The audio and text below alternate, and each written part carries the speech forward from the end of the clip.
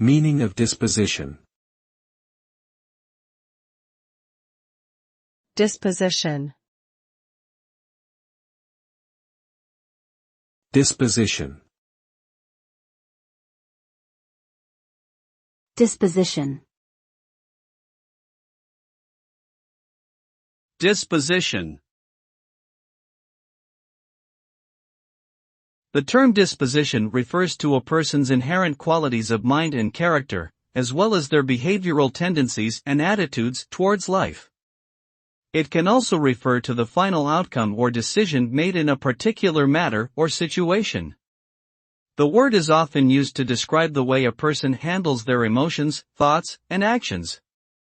A positive disposition is associated with traits such as optimism, kindness, and resilience, while negative dispositions can manifest in the form of anger, pessimism, and anxiety.